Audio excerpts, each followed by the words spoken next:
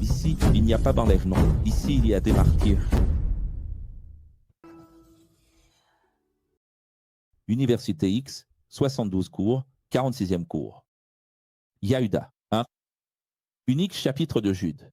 Et Giliana Gliana, Apocalypse du 1 au 4. Commençons par Jude. Jude, serviteur de Jésus, le Christ, et frère de Jacques, écrit à ceux qui ont été appelés et sont très aimés par le Créateur, vous souhaitant d'évoluer dans la paix et l'amour. Je voulais vous apporter un enseignement sur le salut, mais la nécessité m'oblige à enseigner sur la constance et la sagesse. Quand il parle de sagesse, il parle de discernement. Il dit, je dois parler de discernement, car certains dirigeants, que la temporalité, qu'il y a la temporalité de Dieu, puisque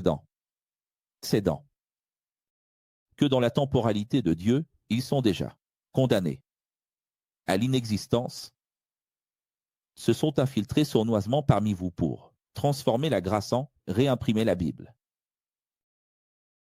D'autres, dans une liberté totale, sans engagement, et d'autres vont jusqu'à nier que Jésus est le Christ. Quels sont les trois groupes que Jude aborde dans sa lettre?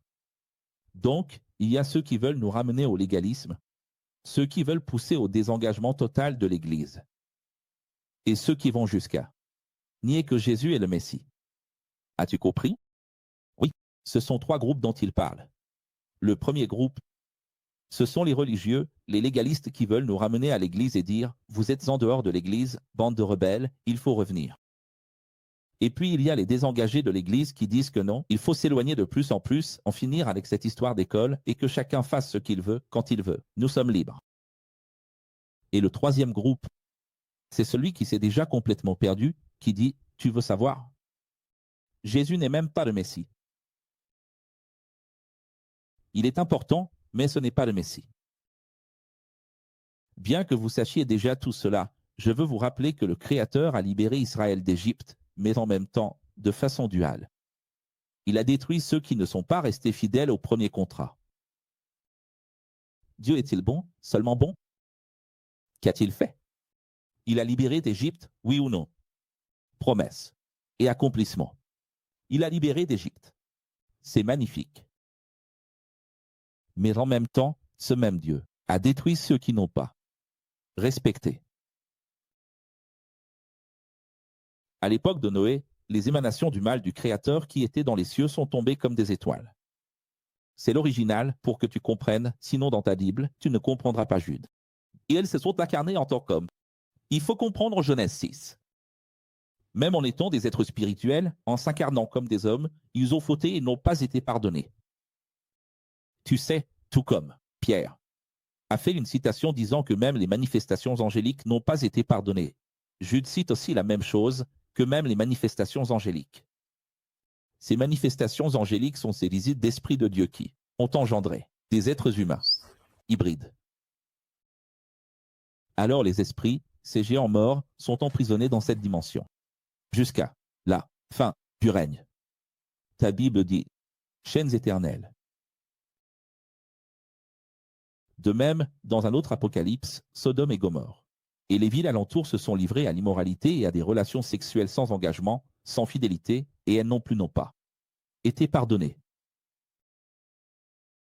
Ici aussi, il cite trois groupes. Trois apocalypses. Premier apocalypse, les jours de Noé. Deuxième apocalypse, les jours de Sodome et Gomorrhe et des villes environnantes. Troisième apocalypse, à son époque. Il dit, aujourd'hui, ces chefs religieux modernes pensent qu'ils vont s'en sortir en vivant dans l'infidélité, en commettant des crimes et en agissant comme les manifestations de Dieu, les anges, ont osé le faire. Même langage que Pierre. Voyez que même la plus grande manifestation, l'émanation du Créateur, l'attribut et la vertu de guerrier, la plus grande émanation, l'archange. Arche signifie chef, ange principal.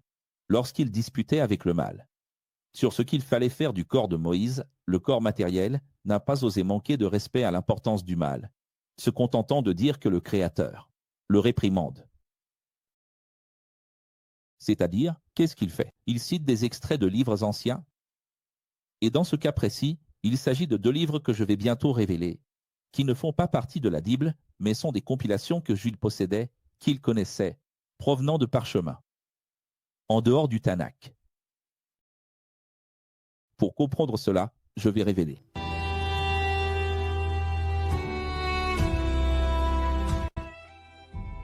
Ce passage de Jude a été extrait du livre L'Assomption de Moïse, car à aucun moment dans le Deutéronome, ni dans l'Exode, il n'est mentionné que l'archange Michel a disputé le corps de Moïse. C'est de cette manière, détaillé uniquement dans le livre L'Assomption de Moïse, tout comme il va bientôt citer Enoch. Cela prouve que Jude avait accès à 2 parchemins qui ne figurent pas dans la Bible, l'Assomption de Moïse et Enoch. C'est intéressant parce que, là, les désaffiliés vont se perdre et vont chercher sur Internet le PDF du livre d'Enoch. Et c'est là qu'ils se retrouvent dans une vraie pagaille. Parce que le parchemin d'Enoch qu'on trouve sur Internet n'est pas Enoch. Le problème, les amis, c'est que comment quelqu'un va-t-il comprendre ce passage? Sans l'originalité, sans l'ouverture d'esprit que vous avez aujourd'hui. On va finir par croire à la littéralité. Un archange est descendu du ciel avec une épée, disputant à Satan le corps de Moïse. En pensant que c'est littéralement dans le désert, une petite guerre d'épée. Comme si Satan avait une épée. Si Satan est au-delà du temps, comment pourrait-il avoir une épée? N'aurait-il pas déjà une autre arme, plus létale?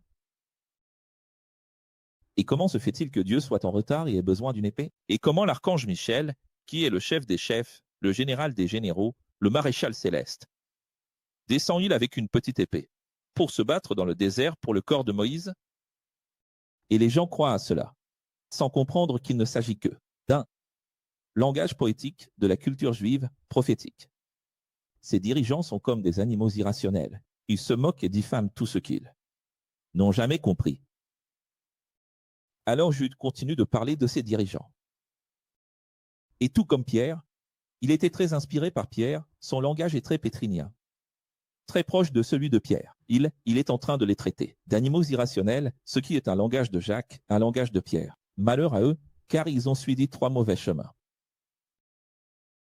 Ils ont cherché le profit comme Caïn, inventé leur prophétie comme Balaam, et provoqué la division et la confusion comme Corée. Donc ce sont ces dirigeants qu'il est en train de citer. Vous avez remarqué qu'il fait toujours des groupes de 3, n'est-ce pas? Des signes. Judas a signé 3 fois ici, vous ne l'avez pas vu? Vous avez remarqué, quand vous les invitez à vos fêtes, c'est le même langage que Pierre et Jacques. Ils sont comme des récifs cachés, car ils s'enivrent et se comportent de façon déshonorante. Pourquoi sont-ils des récifs cachés? Vous savez pourquoi? Parce qu'ils s'enivrent, ils boivent, ils ne se tiennent pas correctement, ils perdent l'équilibre, ils se perdent dans les stupéfiants, ils ne savent pas apprécier un verre de vin, ils se saoulent dans les écoles de Jésus, tu comprends? C'est ce problème dont Paul a parlé dans la première lettre aux Corinthiens, chapitre 11, quand vous vous réunissez pour le repas d'amour. Ce n'est pas pour vous enivrer. Ce sont des bergers qui ne prennent soin qu'eux. De même, ce sont des nuages sans eau emportés par le vent, des arbres d'automne sans feuilles, 2 fois morts, déracinés.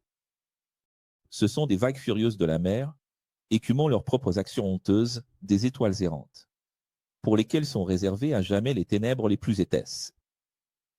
C'est-à-dire, je ne sais pas si tu comprends, mais il est en train de paraphraser l'Ancien Testament avec ce langage poétique des esprits de Dieu dans la Genèse chapitre 6, qui sont venus comme des étoiles du ciel sur la terre. Ainsi sont ces chefs religieux, ce sont comme des étoiles filantes, errantes, qui vont tomber dans l'obscurité. L'obscurité, c'est l'inexistence. Alors ils sont comme, qu'est-ce que Jude est en train de faire? Il compare la direction religieuse, tout comme Paul, il les compare à des démons, il les appelle de véritables démons. Ces personnes sont comme des vagues déchaînées, écumant leurs actes vers oui. Honteux, ce sont comme des arbres d'automne, 2 fois morts, blablabla. Mais ce sont qui? Qu'est-ce qu'il est en train de dire là exactement? Ce sont des pasteurs qui ne prennent soin que d'eux-mêmes. Égaux. Au lieu de s'occuper de tout le monde, au lieu de prendre soin des gens, ils ne s'occupent que d'eux-mêmes. Vous arrivez à voir ça et à comprendre que je n'ai jamais vu de ma vie une prédication dans une synagogue, dans une église. Sur ce texte, Jude 1h13. Qui est assez fou pour prêcher sur Jude 1h12? Prêcher sur les pasteurs qui ne prennent soin que d'eux-mêmes. À quoi bon, hein? Ça ne va pas attirer de public, ça ne va pas donner de résultats, n'est-ce pas? Ça ne va pas rapporter de gloire à Dieu et alléluia, hein? Ça ne va pas être beau, n'est-ce pas?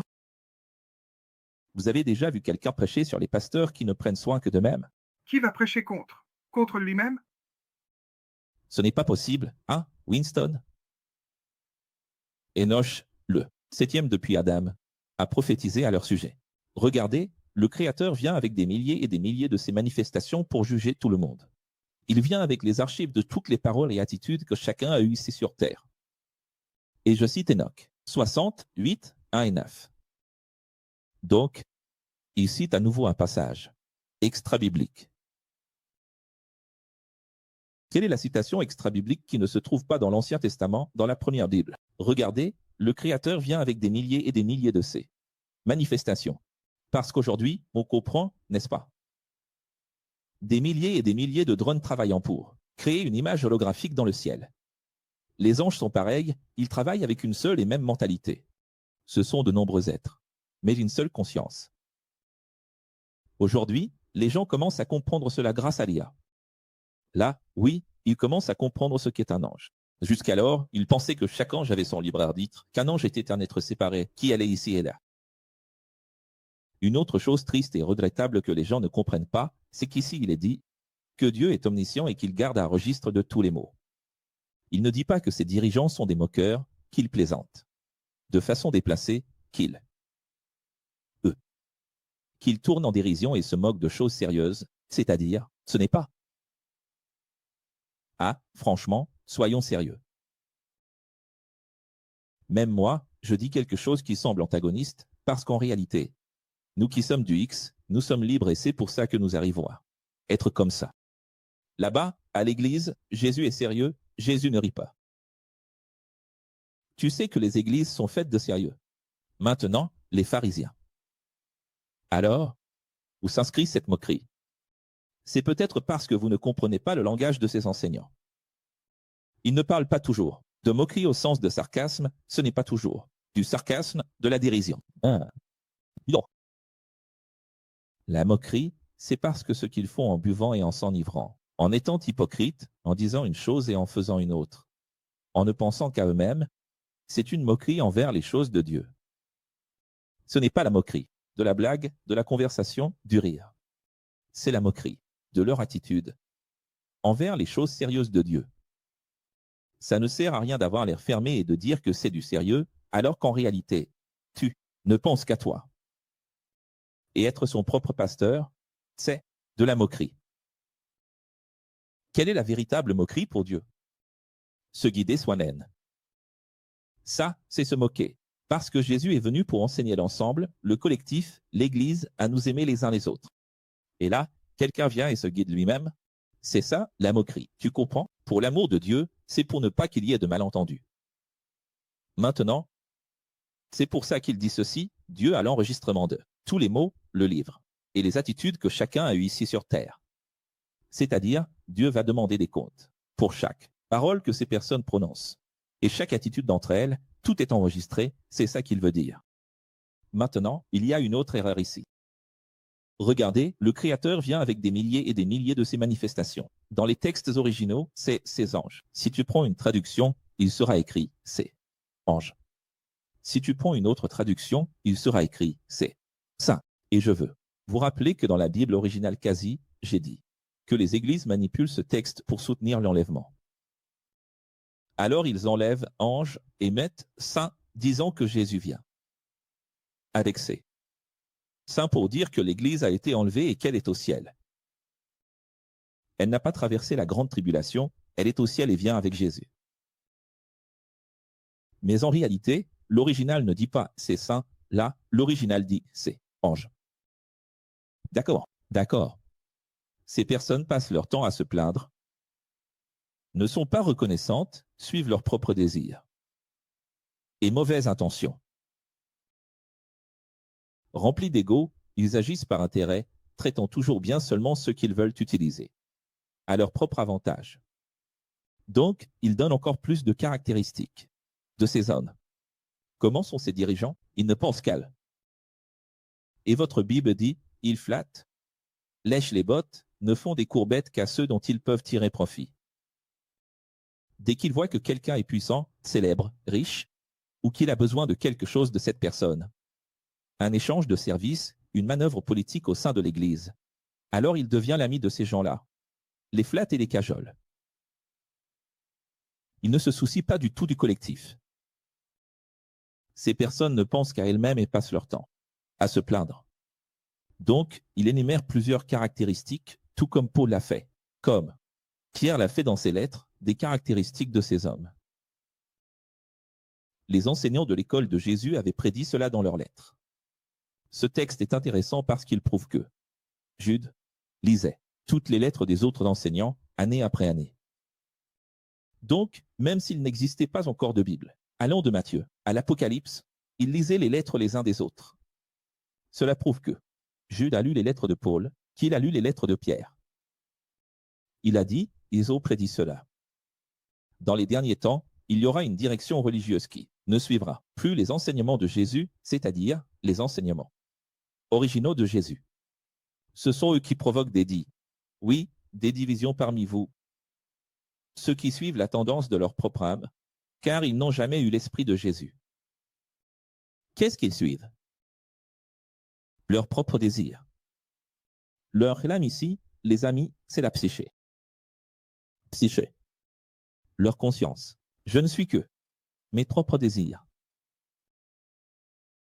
Et eux, en agissant ainsi avec l'ego, prouvent qu'ils n'ont jamais eu l'Esprit de Dieu.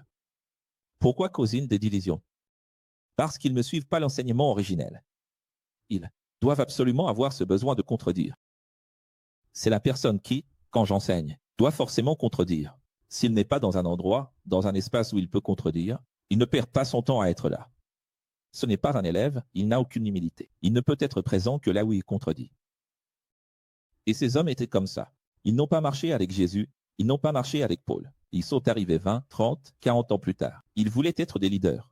Et ils voulaient prendre le contrôle des écoles et ils voulaient faire les choses à leur manière. Ils ne voulaient pas obéir à ce que Jésus a dit, à ce que Paul a dit, à ce que Pierre a dit. Peu importe ce que Paul a dit, peu importe ce que Jésus a dit, peu importe ce que. Ce qui compte, c'est ce que nous disons. Nous sommes arrivés, nous allons faire à notre façon. Et c'est comme ça que c'était. C'est. Alors, avec malveillance, il flattait les gens, créait des divisions et disait, pourquoi faut-il faire comme Paul a dit? Mais pourquoi faut-il toujours faire comme Pierre a dit? Juste parce que Pierre a marché avec Jésus, mais Pierre s'est aussi trompé. Et il relativisait tout. Et comment voit-on cela? Parce qu'il a appelé ces personnes Balaam et Corée. Qu'est-ce que tu sais à propos de Corée? Corée faisait ça. Donc, ces personnes étaient des Corées. À l'époque du 1er siècle. Qu'est-ce qu'un Corée? C'est quelqu'un qui ne fait que déconstruire. Quand quelqu'un essaie de rassembler, eux, ils divisent. Quand quelqu'un enseigne les enseignements originaux, eux, ils relativisent et disent « Est-ce vraiment comme ça ?» Restez fermes, gardez-vous dans l'amour du Créateur jusqu'au royaume immortel de notre Seigneur Jésus, le Christ. Aidez ceux qui doutent encore ou qui sont dans la confusion. C'est-à-dire, pourquoi termine-t-il la lettre en disant d'aider ceux qui doutent? Parce que c'est, rappelle-toi qu'il a commencé en disant « J'aurais voulu parler de salut, d'amour, de paix, de grâce, mais malheureusement, il y a une nécessité ici, je vais devoir vous écrire une lettre à propos de ces dirigeants. » Donc, tout le thème de la lettre concerne ces dirigeants. Et regarde comment il termine « Aider ceux qui doutent, ceux qui sont dans la confusion. » C'est-à-dire, il est inquiet parce que ces dirigeants réussissaient à semer la confusion parmi les gens. Alors, il a dit, aidez ceux qui doutent encore et qui sont confus, sauvez-les si possible, en les arrachant au feu. Aidez-les, même si vous détestez leurs erreurs, leurs doutes et leurs confusions. Mais faites tout pour que cela puisse encore être sauvé. C'est-à-dire, Éloi se souvient de jamais ses Jambrais dans l'Ancien Testament, Corée, Abiram, Dathan. Mais nous avons vu Paul parler d'Hyménée et Philette. Nous avons vu Alexandre, le forgeron. Nous avons vu Diotrephe, chez Jean. Et maintenant nous voyons des dirigeants dont nous ne connaissons pas le nom. Ce sont peut-être les mêmes, peut-être d'autres, très nombreux. Mais qui semait la confusion et le doute? Parce qu'une personne qui apporte. Le doute, dans l'original, cela signifie. Dans l'original, il y a un mot homonyme qui veut dire ombre. C'est pour cela qu'on dit souvent, Dieu ne fait pas d'ombre, mais il ne s'agit pas d'ombre au sens d'obscurité, de ténèbres. C'est l'obscurité, c'est dans le sens du doute. Ce n'est pas l'absence de lumière, c'est l'absence de certitude. Parce que quand on a une lumière, on a une idée.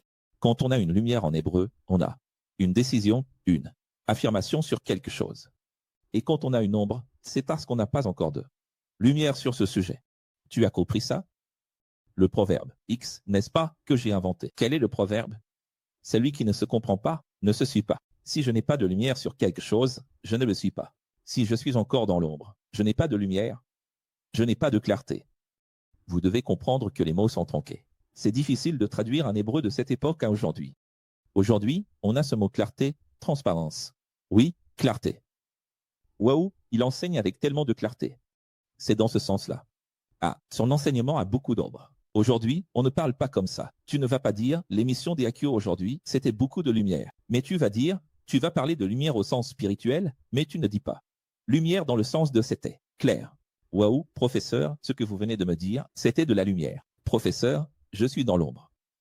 Personne n'utilise ce terme, mais en hébreu, on l'utilisait. Je suis dans l'ombre. Être dans l'ombre, ça veut dire que je suis dans le doute, ce n'est pas clair pour moi, je n'ai pas encore compris. Et ce qu'il disait ici, c'est justement ça. Ces personnes se perdent parce qu'elles sont dans l'ombre. Elles sont dans le doute. Et c'est intéressant parce qu'un peu plus loin, il dit ceci, haïssant leurs erreurs, ta Bible va même jusqu'à dire, haïssant jusqu'aux vêtements qu'ils portent. Tu sais pourquoi il a dit ça? C'est une façon forte de dire que, quand une personne est confuse, qu'elle ne fait que semer la division, aussi bien celui qui divise que celui qui est divisé, aussi bien celui qui embrouille que celui qui est embrouillé, ce sont des personnes dont on doit détester jusqu'aux vêtements qu'elles portent. Mais pas elles. Donc, ça veut dire que je ne déteste pas l'ordinateur, je déteste ce qui est installé dans l'ordinateur. Je dois désinstaller ce qui ne va pas et installer ce qui est juste. Tu comprends? Je ne te déteste pas, je déteste ce qui est installé en toi. Donc, évidemment, il ne s'agit pas de détester les vêtements de la personne, ce n'est pas littéral, c'est juste une expression pour dire que tout ce qu'il y a en elle énerve. Non, tu vois cette personne qui est là. Tu vas lui parler, elle dit, je ne sais pas, je suis perdu, je ne sais pas si ces enseignements des Akio sont vraiment ça, il y a juste eu cet article qui vient de sortir, ce pasteur qui parle, je pense que ce n'est pas tout à fait comme ça, je pense que Akio exagère, il y a des choses qui ne sont pas vraiment, oh, l'Église me fait du bien. C'est dans ce sens-là pour que vous compreniez. Quand tu vas parler à cette personne, ça ne te met pas en colère. Son comportement, mais comment peut-elle douter après avoir tout compris? D'être face à la vérité et malgré tout, douter? Elle dit comme ça, est-ce que c'est vraiment vrai ce que le professeur raconte? Est-ce que c'est vrai, tout ça? Elle remet tout en question, elle sème le doute, la division. Alors, Angelo, là, Judas, en exagérant, il dit, ça te met en colère jusqu'aux vêtements que la personne porte. Mais, avec patience, il dit ceci, aidez-les. Si possible, en les arrachant du feu. Pourquoi les arracher du feu? C'est une autre métaphore pour dire, ça n'a rien à voir avec l'enfer, pour l'amour de Dieu, il veut dire. Sauvez-les du feu, sinon ils vont brûler, ils vont être détruits, c'est-à-dire, ils vont cesser d'exister. Le Créateur est tout-puissant, il nous a donné la capacité de surmonter tout cela. Et à la fin, voyez qu'il dit, Dieu est tellement puissant, qu'il nous a donné la capacité de discerner. Tu te souviens de ce qu'il a dit au début? Qu'il souhaite paix et amour à vous. Et il a dit, je vais parler de sagesse, de discernement. Donc, il termine en disant, Dieu est tout-puissant et il vous a donné la capacité de discerner. Au seul Créateur et aussi notre Sauveur. Et ici, il déclare, il termine la lettre en disant, Dieu, c'est Jésus, Jésus est Dieu, Jéhovah, est Jésus. Que c'est beau. Il dit, au seul Créateur et aussi notre Sauveur. Gloire, majesté, puissance et autorité à notre roi avant même que tous les siècles existent, du début à la fin, c'est ce que signifie Amen. Amen. Nous avons accompli une mission de plus. Prêt pour l'Apocalypse? Oui. Alors allons-y. L'Apocalypse, vous le savez, signifie révéler, lever le voile, révélation. Cela signifie X. Le Créateur a révélé à ses serviteurs ce qui doit bientôt arriver dans un avenir proche, par l'intermédiaire de Jésus, le Christ. Alors, est-ce que c'est déjà arrivé ou ce qui va arriver? Ça va se produire. Ah, d'accord. Ça va arriver dans un avenir proche. Une manifestation du Créateur s'est révélée à moi, son serviteur Jean, et par conséquent je suis témoin de tout ce que j'ai vu et entendu. Au sujet de la sagesse incarnée, notre Maître Jésus, le Christ. Il raconte qu'il a eu cette manifestation divine qui lui a parlé. Évolué et préparé sera celui qui lira les paroles de ce livre, écoutera et gardera, car ces paroles s'accompliront dans le futur. Pourquoi est-ce une révélation? Parce que c'est pour que tu aies une vision de ce qui va arriver et que tu sois prêt pour ce qui va se passer. Moi, Jean, j'écris aux 7 écoles d'Asie. Je vous souhaite la grâce et la paix du Créateur, qui est l'existence même, qui est intemporelle, qui a toujours existé et qui reviendra. La grâce et la paix, qui viennent de cet esprit. Nous savons que 7 signifie la totalité, le X, 72 esprits qui se tiennent devant son trône. Immatériel. Grâce et paix du Seigneur Jésus-Christ, qui est le témoin du Créateur. Jésus, le premier, à avoir vaincu la mort, le roi, des rois, de la terre. Il nous aime et nous a libérés de nos fautes par son sang, nous plaçant dans son royaume comme prêtres, afin que nous servions ensemble le Créateur. Ce texte est très utilisé par nous, car Apocalypse chapitre 1, verset 5, clarifie quel est le sacerdoce mentionné dans Hébreux par le professeur Paul. Nous sommes rois et prêtres. Ce n'est pas de l'ego. Il ne faut pas interpréter cela comme si, voilà, maintenant, nous sommes rois et on s'en va, c'est une responsabilité. Être roi et être prêtre. Tout le royaume d'Israël est en toi. Spirituellement, tout. Le temple est en toi. Tout le service que les prêtres accomplissaient, c'est maintenant à toi de le faire. Donc, il n'y a rien de merveilleux ici, qui ne soit pas dual. Ce qui est merveilleux, c'est la dualité. Au Créateur reviennent la gloire et la puissance, intemporellement, du commencement à la fin, de la création à la destruction. Voici qu'il vient. Avec les nuées, comme il s'est toujours manifesté. Et tout œil le verra. Et même ceux qui l'ont tué, ainsi que toutes les nations de la terre, tous les méchants seront punis. C'est beau, n'est-ce pas, de voir Jean parler ainsi, après avoir suivi sa version, sa vision de la vie de Jésus dans ce langage si quantique et ces 3 épîtres qui étaient adressés, n'est-ce pas? Maintenant, on retrouve Jean pour tout conclure, mais dans un langage eschatologique différent. Tu as vu qu'il parle du retour de Jésus sur les nuées, tout comme il est monté. Et qui va voir? Même ceux qui l'ont tué. Et tu sais très bien qu'il a tué, n'est-ce pas? Tous les méchants seront horrifiés et terrifiés en le voyant revenir. Ainsi en sera-t-il. Le Créateur dit « Je suis l'alpha et l'oméga, la dualité, le temps, l'existence, le delta du présent, du passé, et du futur, l'absolu. » J'adore ce mot, l'absolu, parce qu'il est synonyme de tout-puissant. Moi, Jean, frère et compagnon de vous tous dans l'épreuve, dans le royaume, et sur le chemin de la vérité. J'étais sur l'île de Patmos, à cause de la vérité.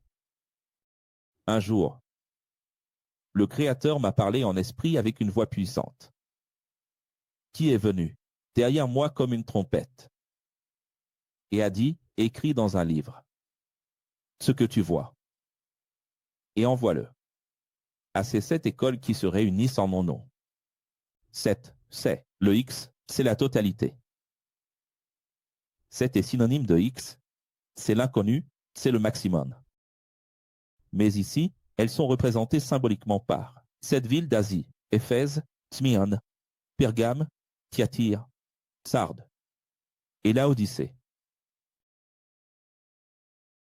Alors, je me suis retourné pour voir qui me parlait. Au lieu de voir un homme, il a vu 7 chandeliers d'or, toujours marqués par le chiffre 7, la signature de Dieu.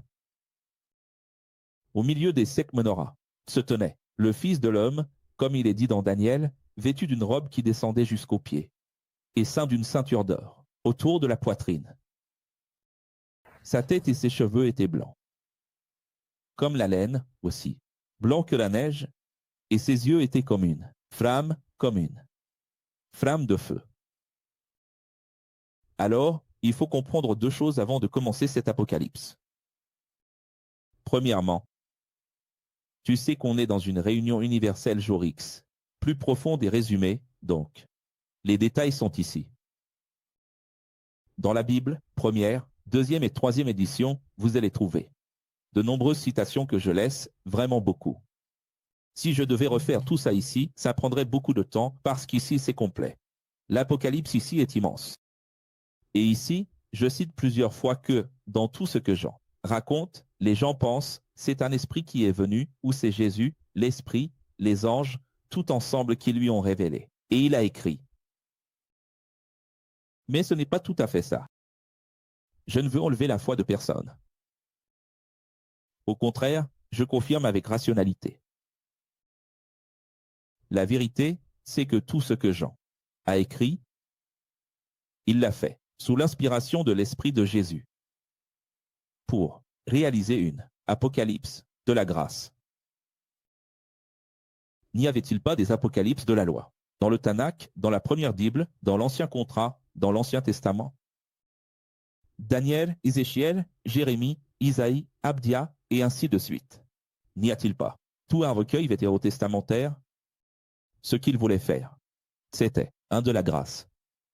Il ne voulait absolument pas que les églises restent sans une vision, juste de l'Apocalypse. Dans sa tête, il pensait comme ça. C'est Dieu qui l'inspirait? Non. C'est lui le dernier à mourir? Et il s'est dit, oui. Il ne voulait jamais que les églises restent sans une vision, juste du Tanakh. Imagine s'il n'avait pas écrit l'Apocalypse. Les gens auraient mal compris Daniel. Ils n'auraient jamais compris Ézéchiel ni Jérémie. C'est vrai ou pas? Alors il a fait selon la vision chrétienne, originelle, à travers la grâce. La première chose qu'on doit comprendre, c'est ça. Alors, quelqu'un me regarde et va dire, quoi? Je n'accepte pas ça. Un autre exemple, aujourd'hui encore, j'ai vu dans les commentaires de mes anciennes vidéos, de mes cours à la première université en 2018, des gens qui arrivent simplement et disent « Je ne peux pas accepter ça parce que ma Bible dit ». Et ils ratent tellement d'opportunités. Ils rejettent la vérité, ils partent et ne reviennent jamais. Ils ont tellement perdu, mais tellement perdu à cause de ça. Ah, si seulement elle s'était donné une petite chance, n'est-ce pas? Ça devait être l'ego. Parce que regardez, ce que je dis, j'en ai des preuves. Les preuves sont ici. Ici, il y a toute la bibliographie. Donc, tel texte qui est magnifique, mais il se trouve dans le livre de l'Assomption d'Isaïe, mais aussi dans le livre d'Élie, qui n'est pas dans la Bible, mais il est dans Enoch. Ou encore dans le livre d'Abraham, l'Apocalypse d'Abraham. Il existe donc plusieurs livres qui ne sont pas dans la Bible, et qui sont pourtant cités par Jean. Et il a fait un compendium, il a cité « Tu n'as pas vu ce qu'il vient de dire ». À propos de Daniel, regarde ici, il dit clairement, comme il est dit, dans Daniel. Tu penses vraiment qu'il a vu Jésus? Ou bien il s'est inspiré et a dit comme il est dit dans Daniel, c'est-à-dire tellement inspiré que je suis en train de faire cet apocalypse. Pour la grâce, pour les chrétiens, que c'est comme si je voyais Jésus là-bas. Celui que Daniel a vu, tu comprends? Alors, oui, les gens doivent comprendre que. Eh bien, la preuve de cela, on y arrive par inférence. C'est justement à cause des trop nombreuses citations, et ce ne sont pas des petites, tout le temps, de passages qui ne sont pas de lui. Alors, en réalité, qu'est-ce que l'Apocalypse? C'est une compilation de toutes les anciennes eschatologies juives. C'est la première chose qu'il faut comprendre, d'accord? Sans cela, on n'avance pas. Puis il dit, sa tête et ses cheveux étaient blancs, comme la laine, aussi blancs que la neige. Ses yeux étaient comme une flamme de feu. C'est magnifique, mais c'est un langage eschatologique juif ancien. On y va? On essaie de s'incarner en Jean? On va s'incarner dans le corps de Jean, de Yohanan, pour qu'on puisse le comprendre. On va faire preuve d'empathie historique. Comment vais-je comprendre l'auteur? Imagine-toi en train d'ouvrir la Bible à cette époque, un parchemin, et tu ouvrais le parchemin. Alors tu prenais le parchemin, tu l'ouvrais, tu déroulais le parchemin. Tu déroulais le parchemin. Et là, voilà, Isaïe. Tout cela s'est accompli en Jésus, j'ai marché avec Jésus, j'ai été choisi par Jésus. Tout cela s'est accompli en Jésus. Maintenant, prends un autre parchemin. Daniel. Tout ça, c'est Jésus, ça c'est Jésus, Jésus. C'était très triste pour lui d'avoir autant de parchemins et de ne pas avoir, à cette époque, un seul livre qui dise « ça, c'est Jésus, ça, c'est Jésus ». Alors, qu'a-t-il voulu faire? Une compilation de tout ce que tout le monde connaissait déjà. En disant « tout cela, c'est Jésus ». Alors il a pris ces expressions ici, regarde, blanc comme la laine, blanc comme la neige, tout cela qui existait déjà dans l'Ancien Testament, et il les a rapportés, en les appliquant à Jésus. Tu comprends?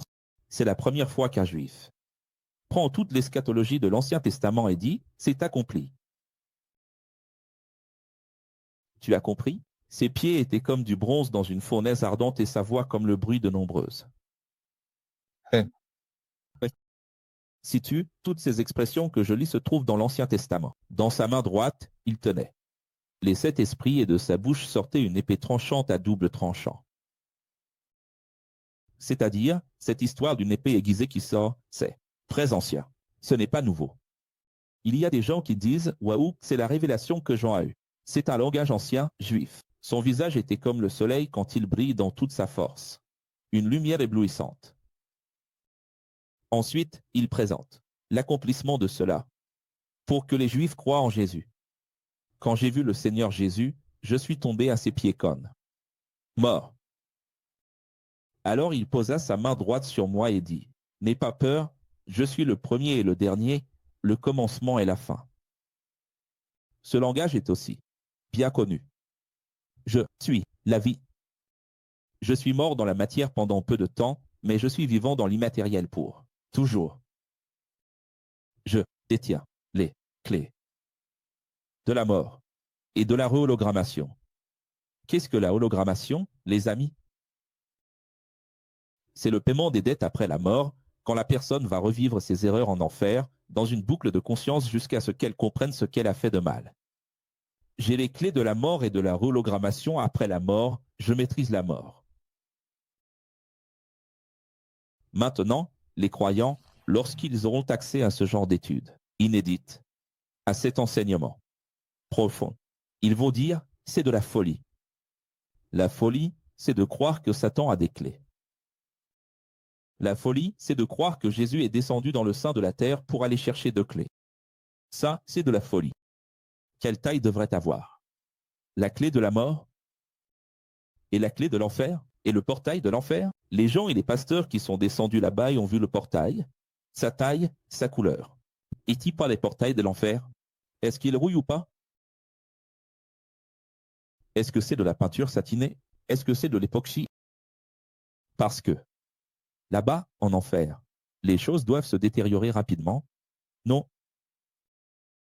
Alors les gens ne comprennent pas, ils prennent tout au pied de la lettre, dans la matérialité. De quel matériau est faite cette clé? Quelle taille doit avoir cette clé? La clé de la mort, par exemple, elle ressemble à quoi? Vous savez, les gens transforment tout ça en Hollywood, ils s'imaginent, je ne sais pas. Harry Potter, j'en sais rien. Alors note tout ce que tu vois. Tout, aussi bien ce qui se passe maintenant que tout ce qui arrivera dans le futur. Tu vois? C'est magnifique. Je vais révéler ce que tu verras, n'est-ce pas? Je vais te révéler ce que signifie cette vision. Alors, comment s'appelle le livre déjà? Apocalypse. Révélation. Si c'est une révélation, quel est l'objectif, Alter? Déchirer le voile. C'est montrer. 2. Quoi? Parler toute l'ancienne. Eschatologie. Je vais vous révéler. Tu sais ce que c'est, ce passage ici de Daniel? Tu sais ce que c'est ce passage ici d'Ézéchiel? Je vais vous révéler. Les 7 étoiles sont tous les esprits du Créateur, qui veillent sur toutes les églises, c'est-à-dire les écoles, les réunions des chrétiens dans le monde. Et les 7 chandeliers présentes représentent toutes les églises, c'est-à-dire les écoles, les groupes, les assemblées, peu importe, les associations, à toutes les époques. Elles sont dans ma main droite, car tout est sous mon contrôle. Apocalypse 2, Révélation.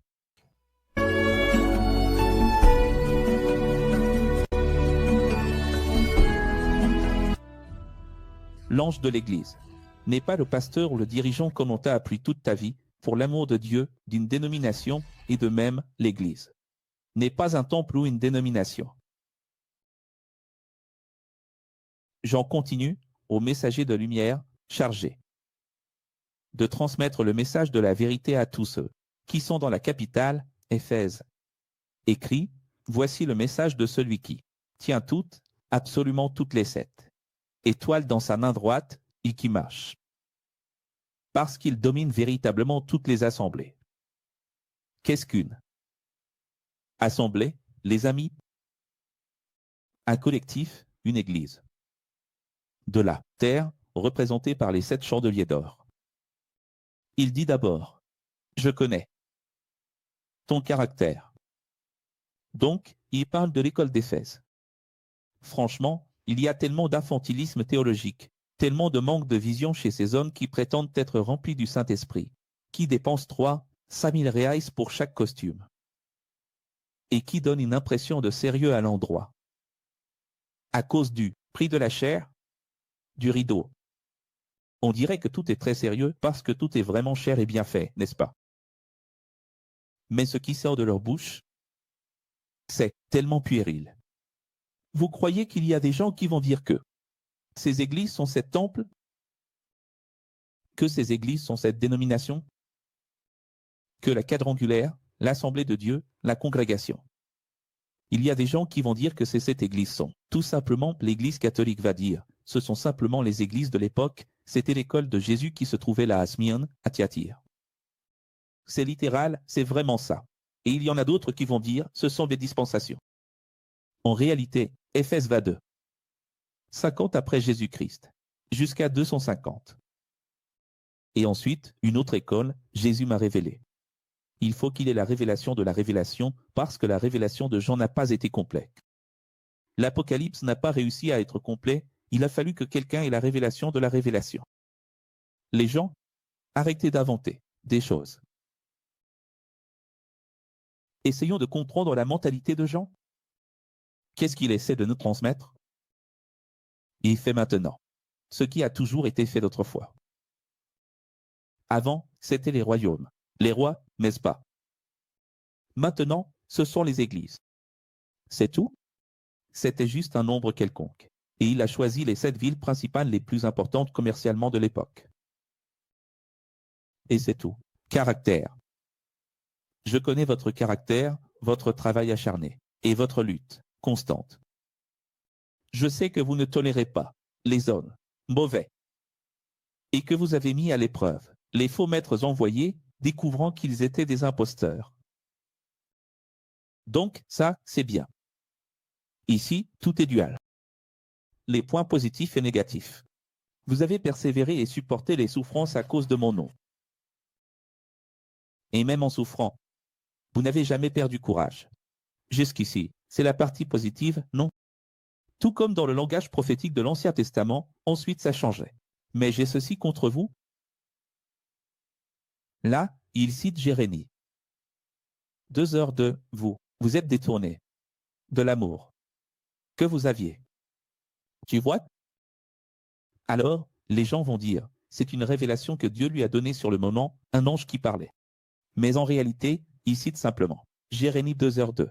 Souvenez-vous d'où vous êtes tombés. Repentez-vous et retrouvez l'amour que vous aviez au début. Et alors, les églises ont créé le cliché du premier amour, retrouve ton premier amour.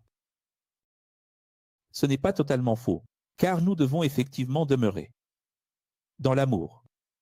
En réalité, il n'existe pas de premier ou de dernier amour, il existe l'amour. L'amour ne disparaît pas. S'il a disparu, ce n'était pas de l'amour. Et de quoi parle-t-il? Et les caractéristiques de ce type de personne. Dans l'énéagramme, dans le spectre ontologique, il n'y a pas 72 types de personnes. Alors, qu'est-ce qu'il fait? Il montre avec des pseudonymes. Thyatire. Mais ce n'était pas le peuple de Thyatire. Ce ne sont que des pseudonymes pour montrer les points forts et faibles. Des écoles, aussi bien collectivement que individuellement, parce que tu es un temple de chair, et parce que tu te réunis et formes un grand temple de chair, un grand temple d'esprit. Nous sommes des temples de chair. Alors, tout ce qui se trouve ici à Éphèse, en dualité, c'est pour moi? Eh bien oui. Évidemment que c'est pour moi. Comment cela ne pourrait-il pas être pour moi, n'est-ce pas? Regardons ici. C'est vous avez persévéré et supporté les souffrances à cause de mon nom. Cela peut valoir aussi bien pour la personne qui m'écoute en ce moment que pour le collectif, pour une école. Plus j'y mets de personnes, plus c'est difficile. Vous savez, une chose, c'est d'avoir une école de Jésus avec quelques élèves. C'en est une autre de rassembler toutes les écoles de Jésus, comme, par exemple, ce que nous appelons Philosophie X. Mais ce n'est pas de plus en plus difficile d'y arriver? Vous avez persévéré et supporté la souffrance. Donc, non, ce n'est pas seulement cette partie de l'Apocalypse qui est pour moi. Tout est pour nous. C'est donc un langage prophétique, traduit de l'Ancien Testament au Nouveau Testament, et tout est pour nous. Et quand il s'agit de la mauvaise partie, c'est pareil. Mais vous vous êtes détourné de l'amour que vous aviez. Parce que les gens se fanent. Souvenez-vous d'où vous êtes tombés. Repentez-vous et revenez. C'est-à-dire, c'est un langage très poétique de la réalité humaine, de ce que l'homme a toujours été. Si vous ne vous repentez pas, je viendrai à vous et j'ôterai le premier chandelier qui vous représente. Vous perdrez tout ce que vous avez accompli. J'ai cela en votre faveur. Vous détestez la pratique du nicolaïsme, tout comme moi je la déteste. Et tenez-vous bien, malheureusement il y a des gens qui discutent de cela dans les églises et qui disent que cela concerne Nicolas, le Père Noël, que le nicolaïsme a à voir avec. Tant d'autres choses qu'ils inventent que je n'arrive même pas à répéter. Qu'est-ce que le nicolaïsme? Pourquoi les églises ne vont-elles pas révéler ce qu'est le nicolaïsme? Parce que Nico signifie direction, gouvernance. C'est pour cela qu'il y avait Nicodème. Nicodème n'est pas le nom de quelqu'un, c'est un pseudonyme pour cacher son vrai nom. Il était le professeur des professeurs d'Israël, vous vous souvenez? Nico signifie chef, Démo signifie peuple. C'était le chef du peuple, ce n'était pas son nom. Nicodème signifie un grand chef du peuple, n'est-ce pas? C'était la qualité de ce qu'il était. Donc, quand on parle de nicolaïsme, c'est la pratique de Nicodème, c'est-à-dire la pratique de dominer, manipuler et diriger les gens par la manipulation, par la domination. C'est-à-dire, je déteste cette pratique chez vous, que vous aimez manipuler. Les gens que votre direction manipule. Alors, à qui s'adresse la lettre? À Éphèse?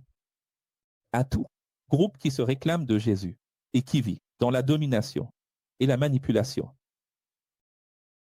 Tu comprends? Partout où quelqu'un manipule quelqu'un d'autre. Au nom de Jésus, là se trouve la haine de Dieu, la pratique du nicolaïsme. Le nicolaïsme est partout, Éphèse est spirituellement n'importe où. Comment le sait-on? Dans ce même livre de l'Apocalypse, il arrive un moment où Jean dit la ville qui, spirituellement, s'appelle Sodome et Égypte.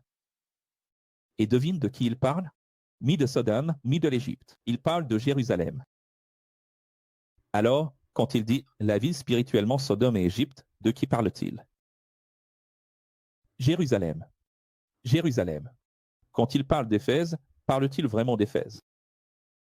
Et les gens veulent absolument que ce soit Éphèse. Ou alors, la révélation que j'ai eue n'est pas celle que tu as eue. Oublie la révélation que tu as eue. La révélation de Jean est la plus grande. Elle est la plus fidèle, l'originale, 2000 ans, elle perdure. Professeur? Oui. Et c'est là qu'entre en jeu la nécessité de comprendre à qui la lettre ouvre. Le texte en question est adressé, c'est bien ça. Oui, tout comme la lettre de Paul aux Hébreux. L'Apocalypse, comme je l'ai dit ici à la Codex, s'adresse aux Juifs. Le macro-apocalypse est destiné aux Juifs. De quoi parle l'Apocalypse? Les choses, que dit l'Apocalypse? Des choses qui vont arriver dans le futur. Donc, quand Jean a écrit ceci, le micro-apocalypse avait déjà eu lieu. La destruction de Jérusalem et la destruction du temple. Il ne parle pas du micro, le micro est déjà passé, il s'est déjà accompli, il parle du macro.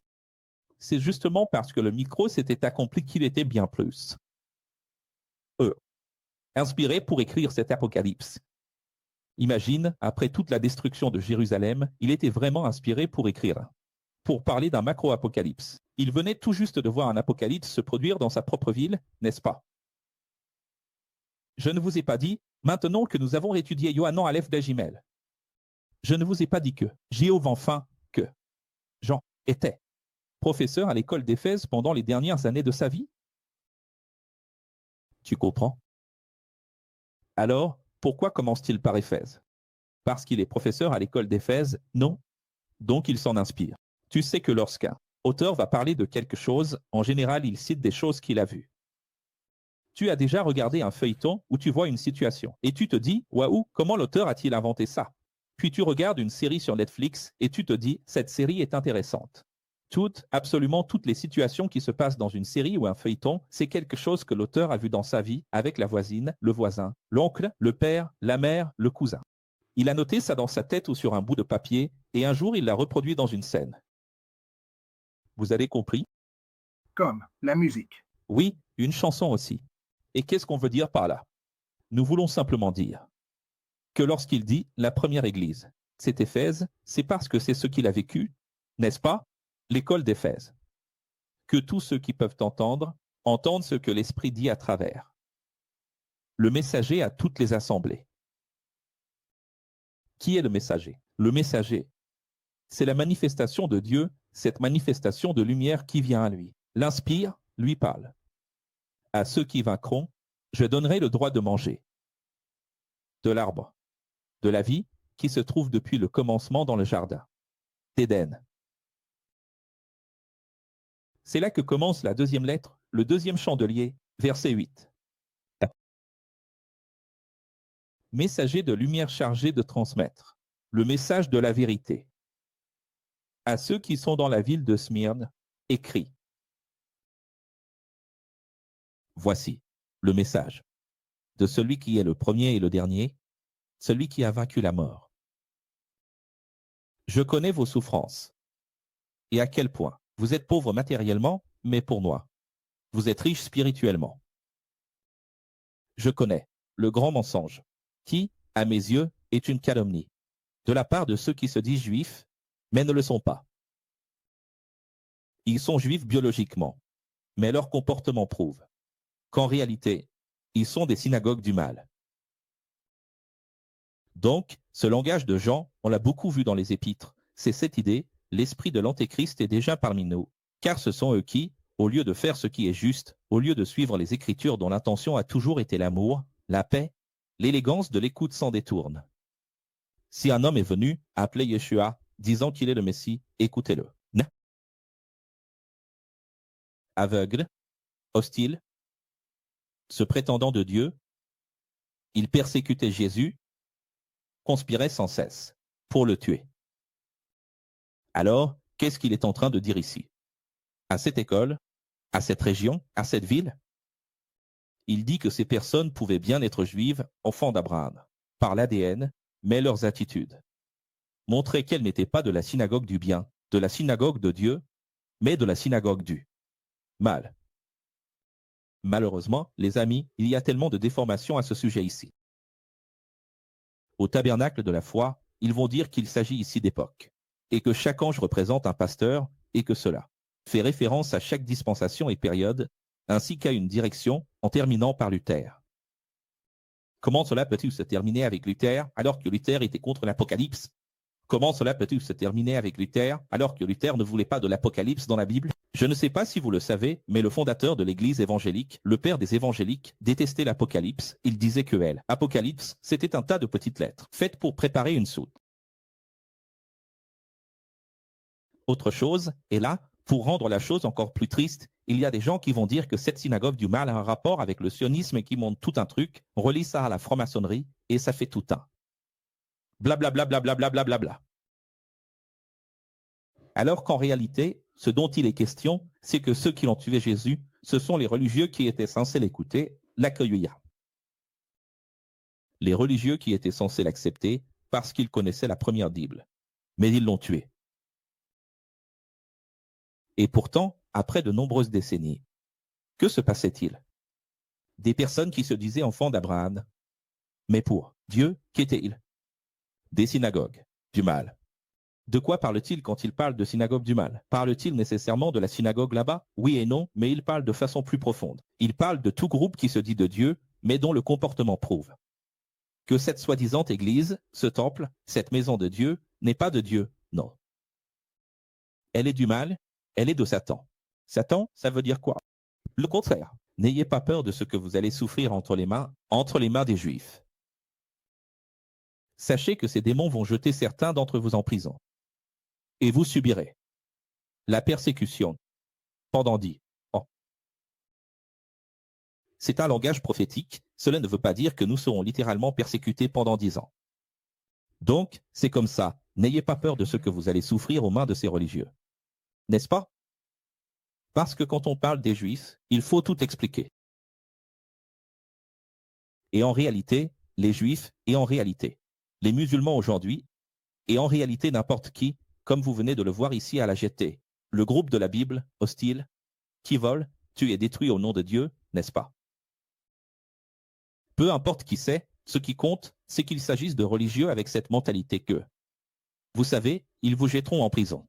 C'est-à-dire, c'est le même langage que Jésus utilisait toujours avec Jean. Vous serez fouettés par eux. Dans les synagogues. Restez fermes.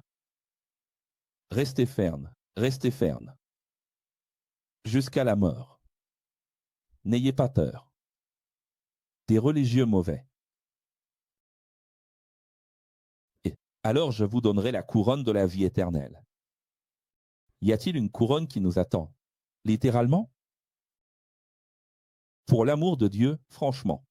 Donc c'est une métaphore, évidemment. De quoi parle-t-il en réalité? Qu'on ne doit pas craindre la persécution qui viendra. C'est un esprit qui ne concerne pas seulement un macro-apocalypse, mais plusieurs apocalypses. L'apocalypse n'est-elle pas un ouroboros? Donc, à toutes les époques, il y a eu des persécutions de la part des religieux. Que tous ceux qui peuvent entendre écoutent ce que dit l'Esprit à travers le messager à toutes les assemblées, c'est-à-dire toutes les églises, toutes les réunions au nom de Dieu. Les vainqueurs mourront dans la matière, mais leur immatière ne mourra jamais. C'est beau, non? La troisième lettre. Au troisième chandelier.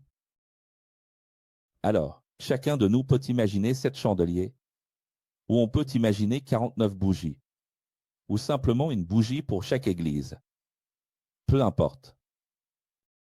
Qu'est-ce que tu es en train d'imaginer, toi? Un chandelier pour chaque église ou une bougie pour peu importe, aux messagers de lumière chargés de transmettre le message de la vérité à ceux qui sont dans la ville de Pergame. La troisième, voici le message de celui qui tient l'épée tranchante à double tranchant. Vous vivez dans la ville où se trouve le trône du mal. Même si la vérité n'a pas sa place dans la ville, vous êtes resté fidèle à mon nom et n'avez jamais renié votre foi en moi, pas même lorsque. Antipas, dont le nom signifie contre tous, fais attention à. L'étymologie du nom, Antipas, a un nom qui signifie contre tous, professeur à l'école de Pergame, a été un témoin de la vérité. Intéressant, son nom, n'est-ce pas? Antipas. C'est l'ex, n'est-ce pas? Contre tous, c'est le petit poisson turquoise de Pergame. Il a été tué à Pergame parce que dans cette ville, il n'y a pas de place pour la vérité. J'ai cela en votre faveur, mais j'ai aussi contre vous le tranchant de mon épée à double tranchant. Beaucoup d'entre vous suivent les enseignements de Balaam, le prophète trompeur qui, allié au pouvoir politique de Balak, a aliéné les plus faibles pour les pousser à s'impliquer dans le paganisme et l'immoralité, à paganiser la vérité afin d'exploiter les fidèles. C'est-à-dire, il cite à nouveau l'Ancien Testament, Balaam, Balak, pour appuyer ce professeur appelé Antipas. Qui était Antipas? Était-ce forcément quelqu'un qui a vécu avec Jean?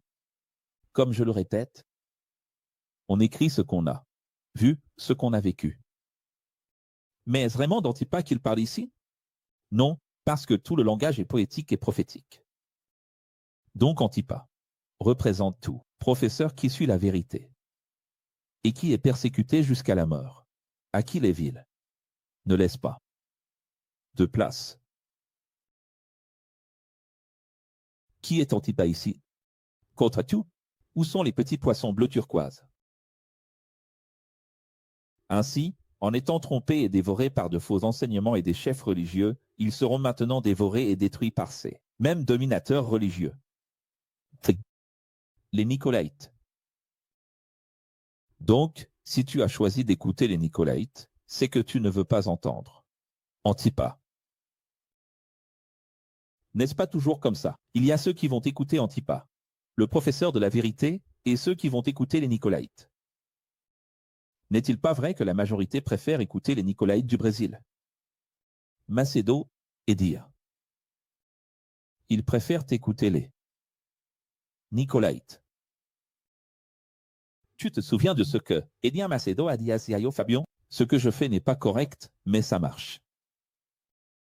Ce que tu fais est correct, mais ça ne marche pas. Et c'est ainsi que les Nicolaïtes parlaient à Antipas. Qu'est-ce que les Nicolaïtes d'aujourd'hui disent à Antipas, Alter? Winston. Les Nicolaïtes disent, ce que nous faisons marche, mais ce n'est pas correct. Ce que tu fais, Antipas, est correct, mais ça ne marche pas. N'est-ce pas? Et il y a encore des gens qui ont l'audace de venir ici et de dire, moi, ce que je veux, c'est la renommée et le pouvoir. Si je voulais la célébrité, il me suffirait évidemment de suivre la voie des Nicolaïtes. Là-bas, c'est facile, tout va bien là-bas, tout va pour le mieux. Par conséquent, repentez-vous. Si vous ne vous repentez pas quand je reviendrai, je tuerai tous ces chefs religieux avec l'épée à double tranchant de ma bouche. C'est un langage de l'Ancien Testament. Que tous ceux qui peuvent entendre, entendent ce que l'Esprit dit. Ce que dit l'Esprit à travers le messager à tous ceux qui se rassemblent, qui s'assemblent, qui se réunissent. À tous ceux qui vaincront, je donnerai la manne immatérielle et éternelle. Et quand il dit cela, il cite Baruch 29, 8. Moi, j'ai mis ici à la Réuniversité X quelques extraits de citations, mais ici, il y a tout. C'est juste pour que vous voyez combien de citations de gens ne viennent pas de lui. D'accord?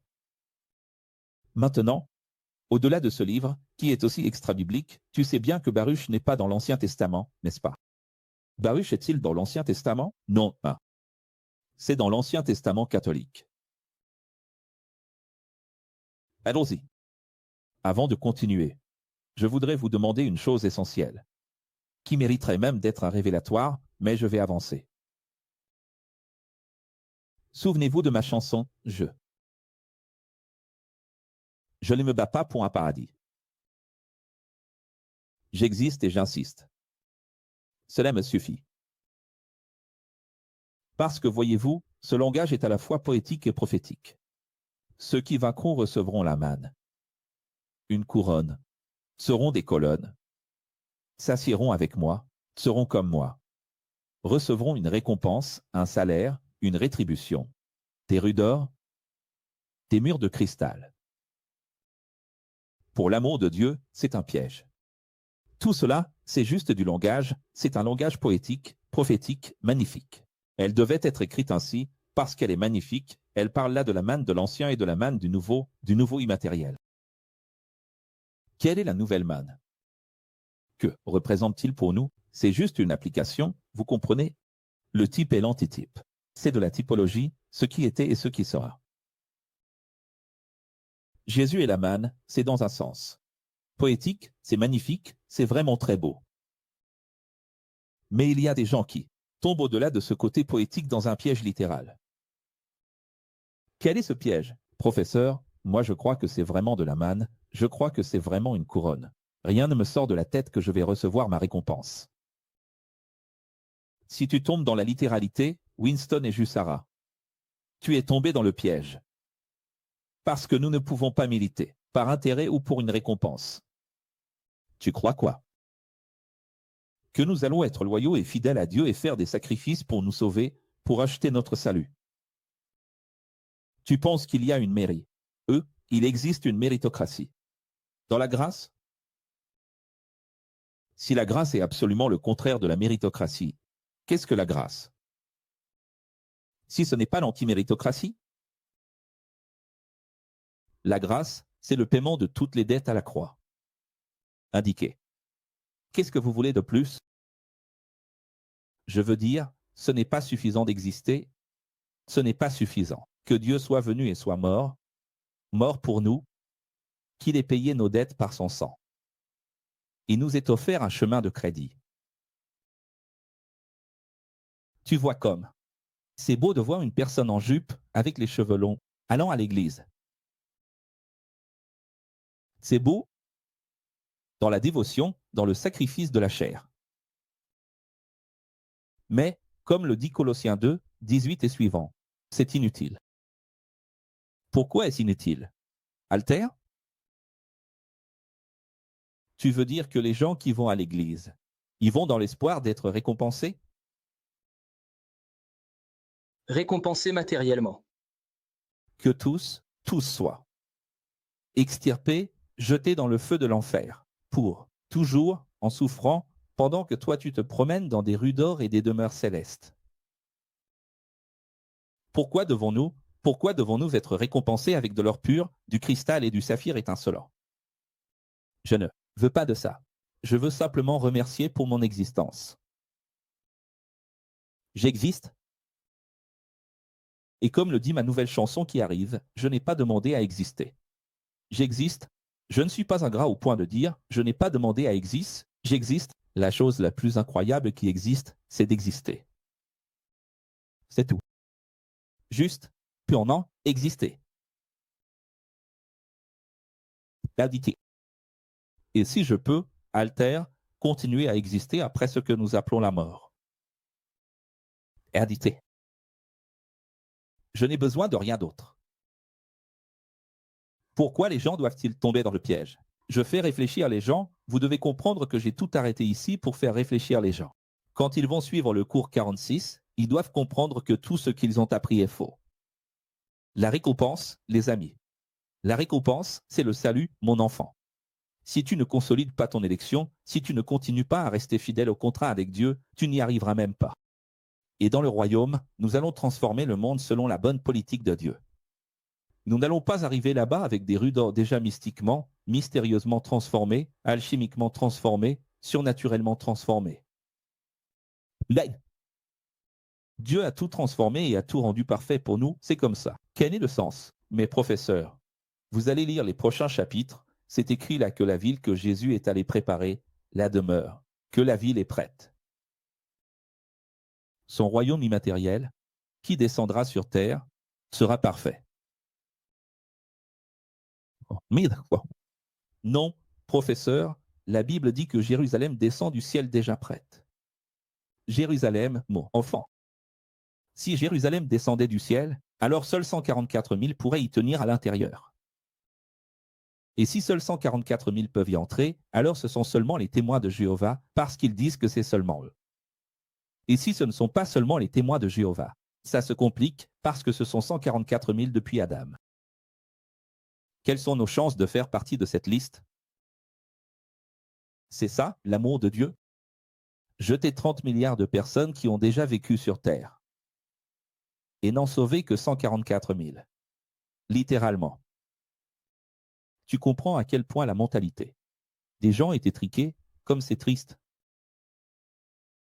Alors, allons-y, souhaitons, enseignons et travaillons. Le professeur Acre travaille tous les jours, pour que vous compreniez que l'eschatologie originelle n'a rien à voir avec ce que vous avez appris. J'ai dû m'arrêter, sinon tu ne comprendras pas. Je donnerai la manne matérielle au immatériel, que c'est beau. La manne, il va pleuvoir de la nourriture du ciel pour toujours.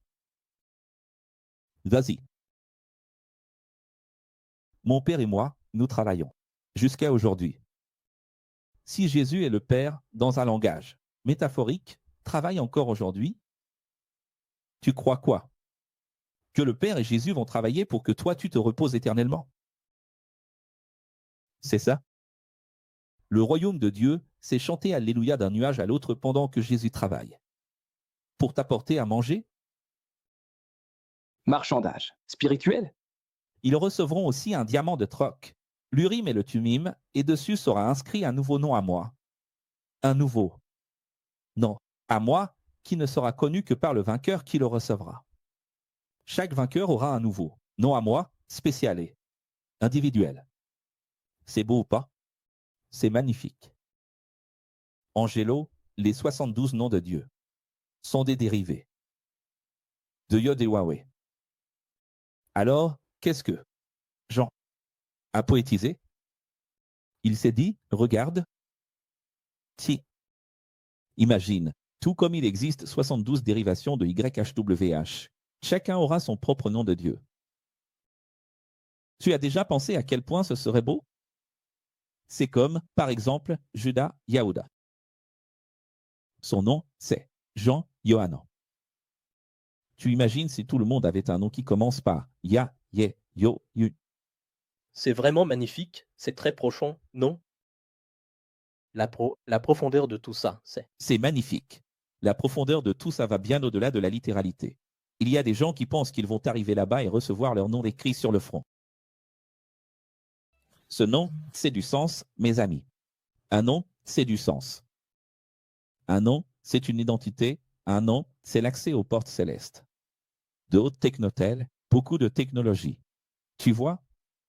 Bon. Messager de lumière, chargé de transmettre le message de la vérité à ceux qui sont dans la ville de Thyatire. C'est notre identifiant, non? Qu'est-ce qu'un nom? Un nom, c'est notre identifiant éternel, notre accès, notre mot de passe. Maintenant, nous sommes ici à la 4e bougie du candélabre. Voici le message du Créateur, qui est devenu le Fils, dont les yeux sont comme des flammes de feu et les pieds comme du bronze étincelant. Je connais ton caractère, je connais ton amour, ta foi, ton travail et ta conscience. Je sais que tu fais plus maintenant qu'au début. Regardez, le professeur à qui vous dit toujours d'apprendre de Thyatire, au moins sur ce point, jusqu'ici. Parce qu'on a quitté le système pour faire plus, pas moins, n'est-ce pas? Il faut en faire plus. Mais ensuite, il dit, c'est ce que j'avais en votre faveur, c'est ce que j'ai en votre faveur, mais j'ai contre vous que vous tolérez Jézabel. Qui est Jézabel? Une femme qui dit être. Prédicatrice. Une femme qui dit être prédicatrice. Les amis, c'est très grave, Parce qu'à l'Assemblée de Dieu, ils disent que dans l'église quadrangulaire, il y a Jézabel. À la CCB, ils disent que c'est à l'Assemblée de Dieu qu'il y a Jézabel. À l'église Dieu est amour, ils disent c'est à l'Assemblée de Dieu qu'il y a Jézabel et aussi à la CCB. Et au tabernacle, ils vont dire que c'est à Dieu est amour qu'il y a la CCB parce que chacune se dit plus sainte que l'autre. Il y a une compétition pour savoir où se trouve Jézabel et où elle ne se trouve pas. Et croyez-le ou non, le jour où nous étions devant l'église tabernacle de la foi, ils ont traité ma mère et les personnes qui étaient là de Jézabel. Mais qui est Jézabel? Le roi Achab était dominé par elle, et c'est ainsi que la chute d'Israël a commencé. De la même façon, cette femme prédicatrice est en train de vous dominer, avec ses faux enseignements. Donc, une femme ne doit pas prêcher, c'est ça? Ce n'est pas ça, ça n'a rien à voir avec le fait qu'une femme prêche ou non. On a déjà réfuté le machisme de la première lettre aux Corinthiens, chapitre 14, cette erreur. Ici, on parle du contexte du roi Achab, qui a prêté l'oreille à sa séduction. C'est cette vieille histoire de... C'est la même chose que Samson et Dalila. La femme, regardez House of Cards, vous allez découvrir Claire, vous allez voir la méchanceté de Claire. Cette femme qui séduit l'homme, le roi, le dirigeant, pour manipuler le royaume en sa faveur, ou en faveur de sa famille, tu comprends? Des personnes qui utilisent la séduction pour... Elle semble être une prédicatrice avec des dons spirituels, mais en réalité, c'est une perverse sexuelle. Elle ne se soucie pas que vous soyez séduit par les plaisirs du monde matériel. Et rappelons qu'ici, il ne s'agit pas de sexe, il s'agit de séduction matérielle. C'est-à-dire avoir, être et pouvoir. Je lui ai laissé du temps pour qu'elle se repente de sa mauvaise conduite, mais elle a choisi de ne pas se repentir. Pour cette raison, je vais lui infliger une maladie. Dieu est-il bon? Ou Dieu est-il juste? Et j'apporterai une grande souffrance à vous tous qui, avec elle, adultérez la vérité. Donc il ne parle pas de sexe. Alors, qu'est-ce qui se passe aujourd'hui dans les églises? Franchement, regardez, c'est vraiment triste. Écoutez, j'ai assez d'expérience pour pouvoir dire beaucoup de choses. Je suis né dans l'église, dans le milieu le plus pentecôtiste et le plus intime qui soit. J'en ai vu, si ce n'est des milliers et des milliers de fois, des gens dire « l'esprit de Jézabel est ici ». Il suffisait que quelqu'un d'un peu moins laid, pas besoin d'être beau, juste un peu moins laid, entre dans l'église, homme ou femme, pour qu'un prophète vienne dire « il y a un esprit de Jézabel ou de Pombagira près de toi ». Fais attention. Tu vas tomber. Si tu ne t'accroches pas, si tu ne te réponds pas aujourd'hui, je vois une Pombagira, je vois une Jézabel. Mais ici, il ne s'agit pas de sexe, il s'agit d'utiliser la séduction dans le monde matériel. C'est une métaphore pour l'adultère de la vérité. Ce n'est pas l'adultère au lit, c'est l'adultère de la vérité, c'est falsifié. L'enseignement, la compréhension. Si vous ne voulez pas souffrir avec elle, alors, repentez-vous et regardez ce que dit votre Bible. Je vais appeler le diable pour tuer les enfants? Non, je tuerai les enfants de Jézabel. Va-t-il appeler le diable? Hein? Ou va-t-il les livrer entre les mains du diable? Hein? Même s'il appelait le diable pour faire cela, il les livrerait quand même entre les mains du diable, donc ce serait lui. Mais il dit, c'est moi-même qui les tuerai. Quand j'interviendrai pour le mal, toutes les assemblées, partout, à toutes les époques, sauront que je suis celui qui connaît les véritables intentions et motivations de la conscience de chacun. Je suis la rétribution et la récompense pour chacun de vous selon vos choix. Dieu est-il bon? Non. Dieu est la rétribution. Vous tous qui croyez à son faux enseignement sur l'origine du mal, vous tous qui croyez à ses fausses révélations, vous recevrez le mal. Mais vous qui vous réunissez à Thyatire et n'avez pas suivi ces faux enseignements, Je n'exigerai pas de dogme ni de loi biblique. J'attends seulement de vous, de l'amour. Regarde ça. 25 et 26, je n'exigerai pas de dogme ni de loi biblique, de commandement. J'attends seulement de l'amour. Je ne vous demande qu'une seule chose, l'amour. Continuez ainsi jusqu'à ce que je vienne. Tous ceux qui auront fait ma volonté jusqu'à la fin auront vaincu et régneront avec moi dans mon royaume. Maintenant, ces mots sont bien placés, parce que ce que nous allons faire, c'est justement cela, gouverner. Et tu sais que si tu arrives dans un endroit où il y a déjà des rues en or, des murs de cristal et un lac de jaspe, avec tout le respect que je dois, il n'y a plus rien à gouverner dans une ville pareille. Elle est déjà prête, n'est-ce pas? Mais ici, il dit, tu gouverneras avec moi. On va transformer le monde ensemble. Magnifique. Vraiment magnifique. 20-7. Comme je l'ai dit auparavant. Et regarde, encore une fois, j'en cite l'Ancien Testament, Psaume 2, 8-9. Je gouvernerai avec un sceptre de fer. Je jugerai tous les méchants, et je les briserai comme on casse un vase d'argile. Dieu est bon. Dieu est la rétribution. Il va gouverner gentiment, avec bonté, mais avec un sceptre de fer. La même nature et le même pouvoir que j'ai eu. Après être revenu de la terre, je les donnerai à ceux d'entre vous qui vaincront. C'est magnifique, ça. La même nature. Je ne sais pas si vous avez remarqué, mais dans toutes les lettres, on voit la nécessité de la constance, de persévérer jusqu'au bout. Et maintenant, nous sommes en train de terminer la Bible. Et devine ce qu'on retrouve tout le temps ici? Constance. Regarde ce qu'il dit, persévérer jusqu'à la fin, à ceux qui vaincront, à ceux qui iront jusqu'au bout, à ceux qui continueront, à ceux qui. Donc, c'est ça la consigne. Si tu devais résumer la Bible, si tu devais comprendre le salut, la sotériologie, en un seul mot, ce serait la constance. Celui qui n'ira pas jusqu'au bout perd tout. Ça a l'air facile, n'est-ce pas, de dire « Oh, c'est magnifique, professeur, j'irai ». Mais la plupart de ceux qui ont commencé l'université de Huxe en 2018 ne sont plus là. Peut-être qu'ils reviendront. Le titre que tous les rois ont convoité et que moi seul possède, je vous le donnerai aussi. Encore une fois, tout comme Pierre l'a dit, Jean aussi parle dans l'Apocalypse du titre d'étoile du matin, porteur de lumière. Qui est l'étoile du matin? Qui est l'étoile du berger? Est-ce le diable? Vas-y. Il est l'étoile du matin. Apocalypse 3. Messager de lumière chargé de transmettre le message de la vérité à ceux qui sont dans la ville de Sardes. Écrit, voici le message de celui qui possède les 7 esprits et de 7 à 72, la plénitude. Aux 7 étoiles et aux 7 anges, je connais ton caractère. Pourquoi cela commence-t-il toujours ainsi?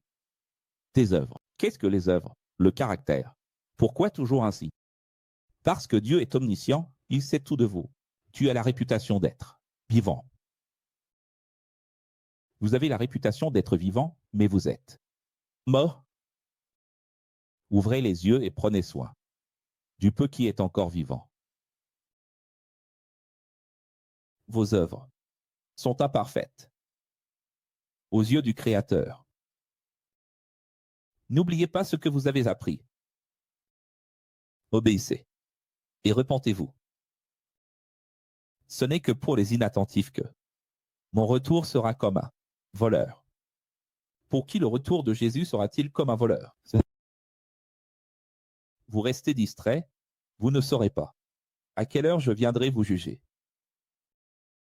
Il y a encore, dans l'assemblée, à l'école, à l'église, peu importe, à Sardes, quelques-uns qui n'ont pas sali leurs vêtements, qui n'ont pas souillé leurs vêtements, c'est-à-dire qui n'ont pas contaminé leur corps matériel. Ceux-là marcheront avec moi, vêtus de blanc, car ils le méritent. Cela signifie, ils auront un nouveau corps immatériel. Parfait. Tous les vainqueurs seront vêtus de blanc, tous. Auront un nouveau corps. Immatériel, parfait. Donc, il ne s'agit pas que Nous aurons tous des vêtements blancs, littéralement, pour l'amour de Dieu, mais c'est pour montrer cette symbolique que nous aurons un nouveau corps, parfait, sans limitation matérielle. Leurs noms ne seront jamais effacés du livre de la vie. Existe-t-il un livre de la vie? Pour l'amour de Dieu, vous le savez, c'est juste la preuve de l'omniscience du fait que tout ce que nous faisons est enregistré technologiquement. Ils seront tous devant l'existence d'une grande lumière et ne verront que moi, Jésus-Christ, la manifestation visible du Créateur est devant. Toutes les manifestations, les émanations divines, je confirmerai leur nom.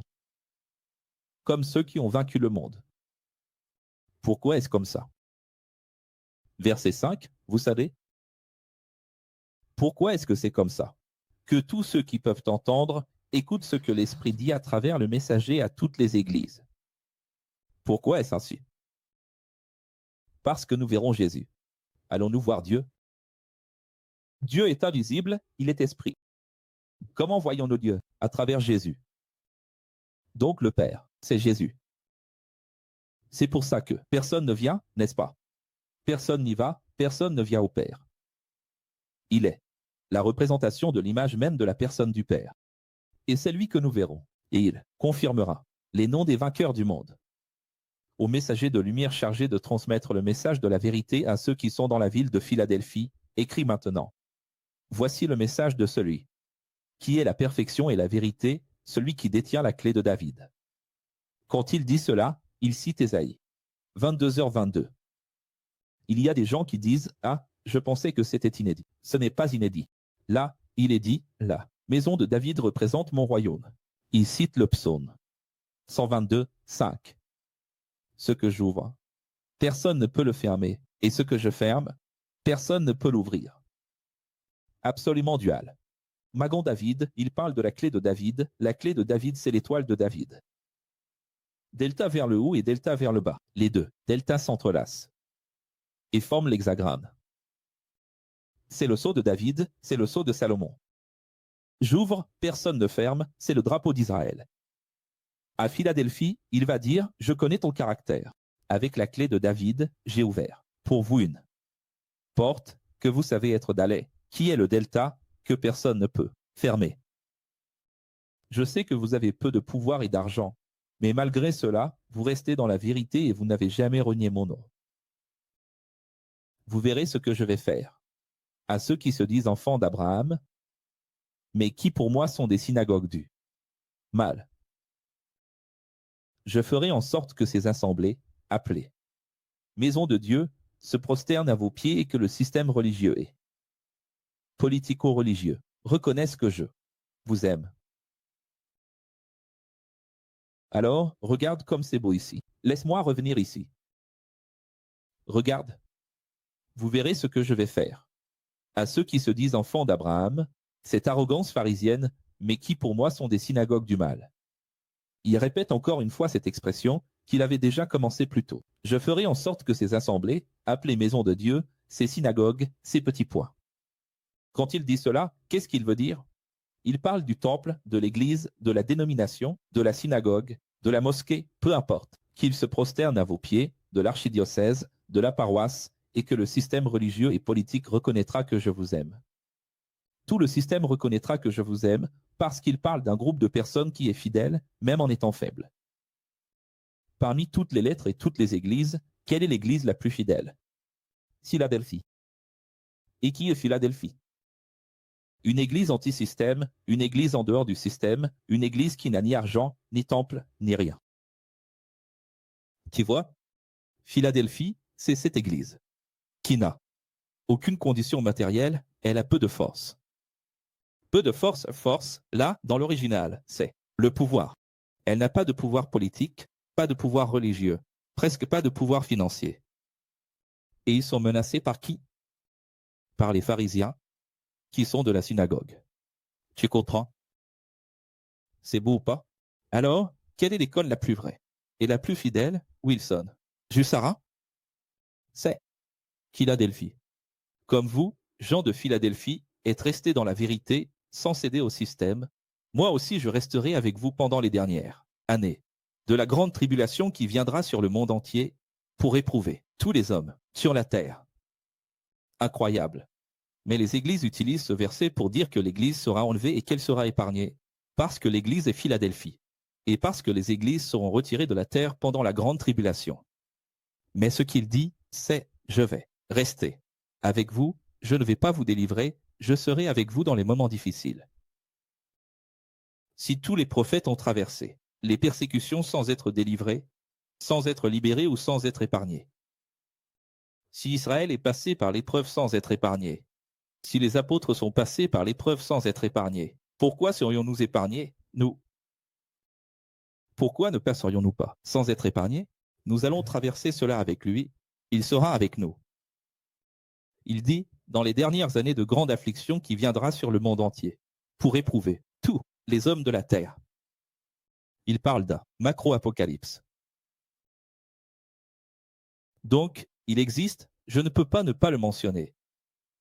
Il existe effectivement une possibilité que les 5 premières lettres, si l'on prend Éphèse, Thyatire, Pergame, Sardes, il y a bien une théorie selon laquelle ce sont des caractéristiques de ces écoles et groupements au nom de Jésus depuis Pierre, le premier enseignant, jusqu'au dernier temps. Mais quand on arrive à Philadelphie et à Laodicée, on observe une synchronie et une situation eschatologique contemporaine. Pourquoi? On remarque que les caractéristiques positives et négatives de chaque école ont une certaine dispensation, mais quand on arrive à Philadelphie et à Laodicée, elles sont contemporaines, elles sont duales, et elles se retrouvent ensemble dans le jugement final de la grande tribulation. Je ne sais pas si vous comprenez, mais quand on parle d'Éphèse, de Thyatire, de Pergame, de Sardes, on parle de qualité, bonne et mauvaise, d'école, de groupe, de personnes qui se réunissent au nom de Jésus, n'est-ce pas?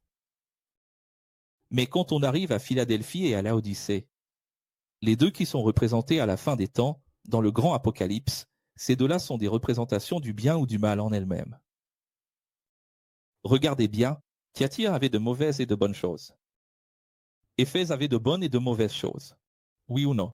Quand on arrive à Philadelphie et à Laodicée, les deux représentent l'ivraie et le bon grain, le bien et le mal. Alors, qui est Philadelphie? Peu de force, peu d'argent, peu de pouvoir. Qui est Laodicée?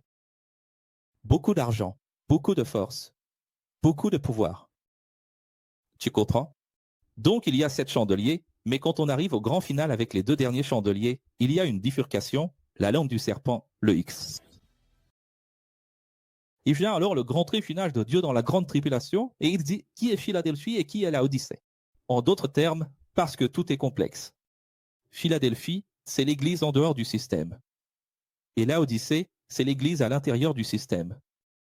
Et je mets au défi n'importe qui sur cette terre de venir ici avec moi. Aujourd'hui, je n'ai pas le temps, mais oui, de parcourir verset par verset, mais je peux un jour venir ici, si quelqu'un le souhaite, n'importe quel responsable. Et nous lirons verset par verset, en prenant chaque mot de ce même texte.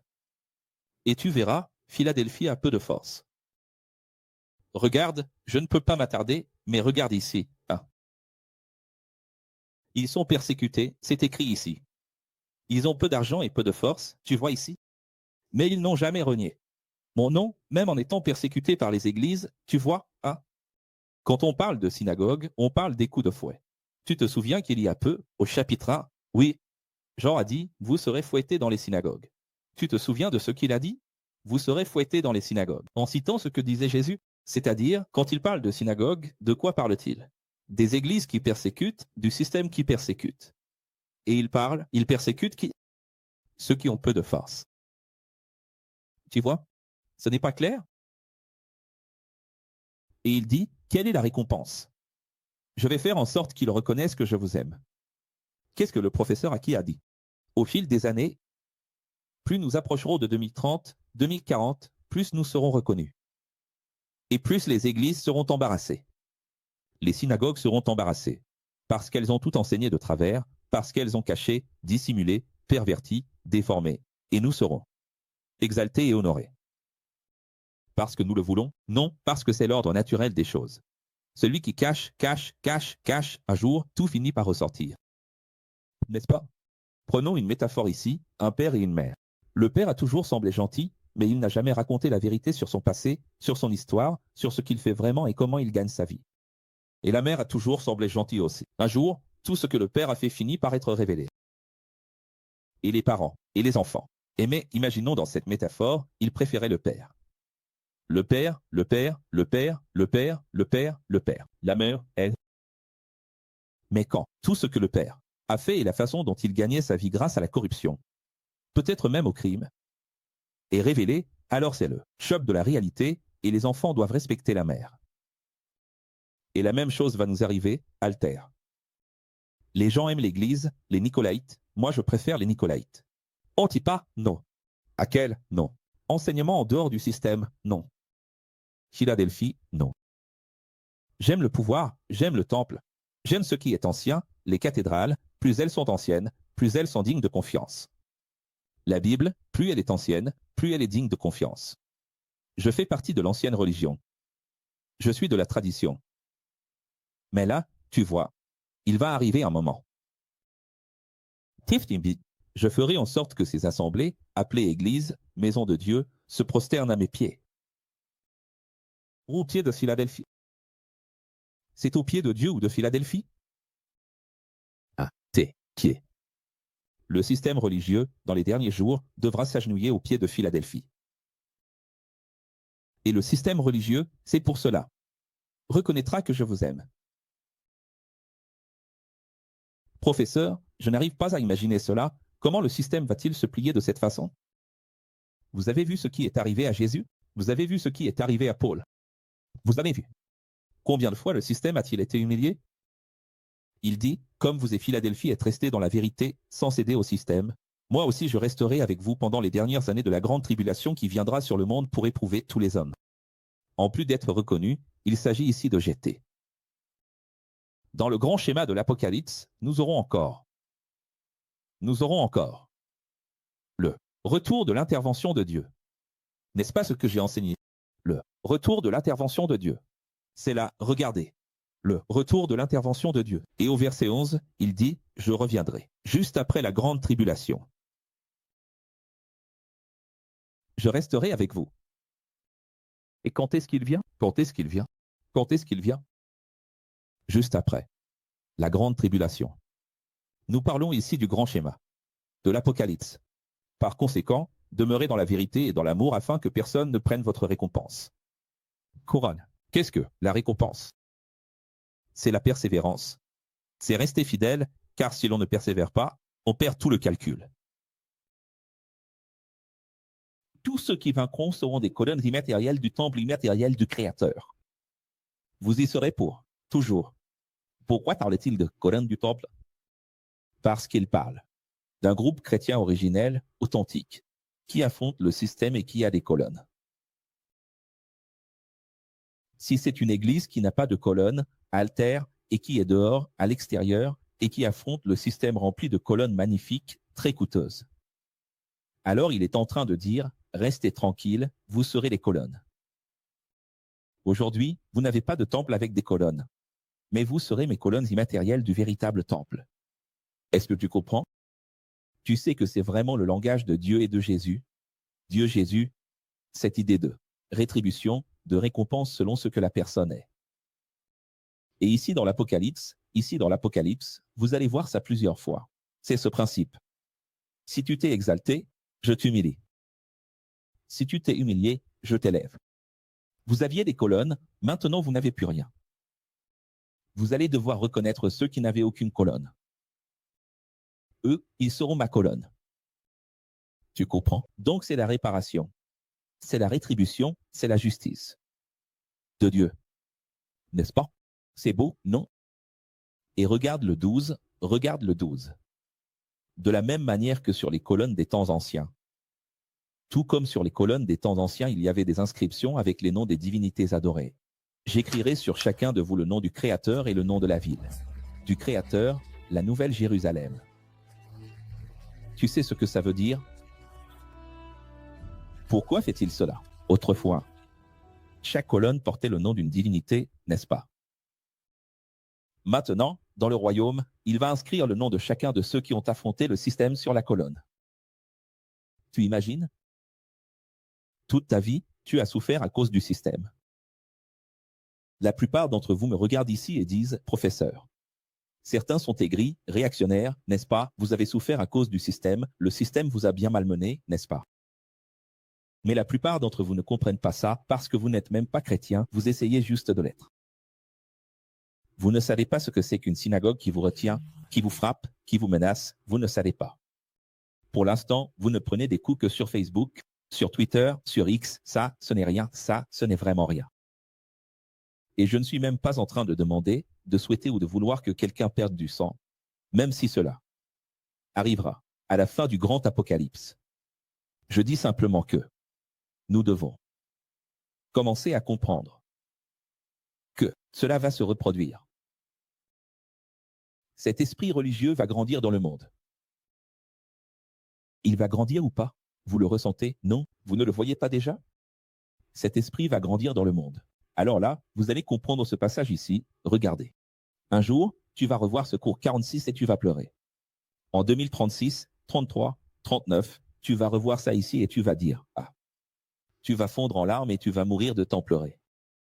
Hier, une dame a dit qu'elle était tellement bouleversée qu'elle a fini par s'évanouir pendant le cours. Je ne sais pas si tu vas t'évanouir, mais je pense que oui.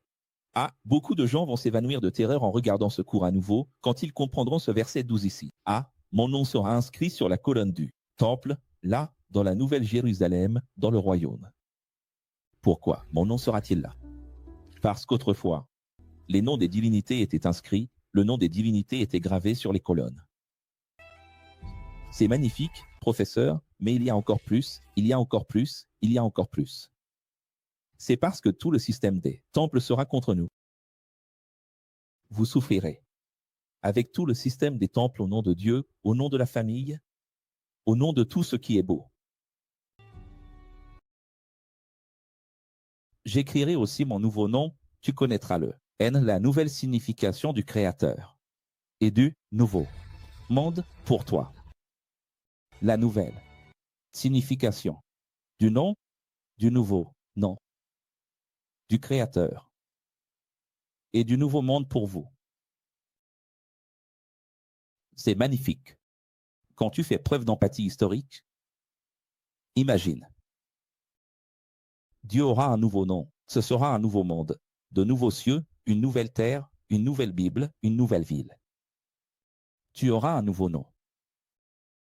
La nouvelle Jérusalem descendra de l'immatérialité vers le royaume au centre de la terre et sera le siège du gouvernement, la capitale du nouveau monde. Peut-on imaginer cela? Que tous ceux qui peuvent entendre écoutent ce que dit l'Esprit à travers le messager à toutes les assemblées.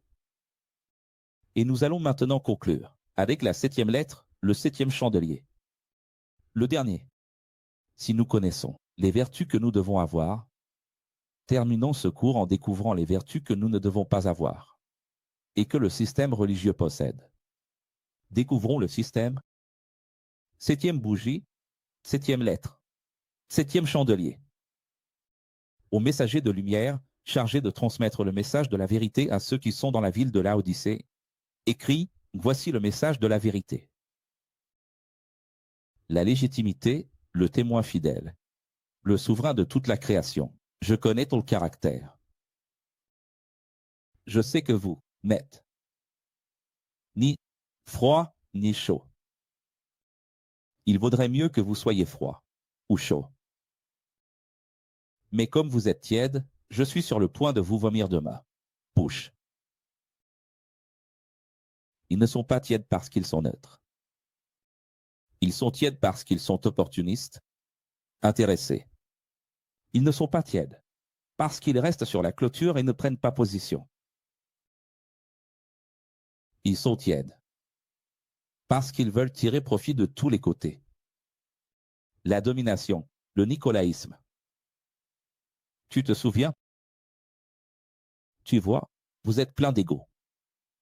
Vous dites, nous sommes riches. Nous nous sommes tellement enrichis que nous n'avons besoin de personne.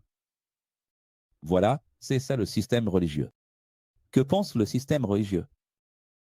Propriétaire de la Bancada da Biblia, des commandants ici et là. Tu te souviens quand le pasteur de Bola de Neve s'est enregistré sur TikTok? Il suffit d'aller voir. Le document est là-bas. Qu'est-ce que le pasteur a dit? Le principal responsable de Bola de Neve ici à Santa Catarina. D'ailleurs, au Brésil, après Rina.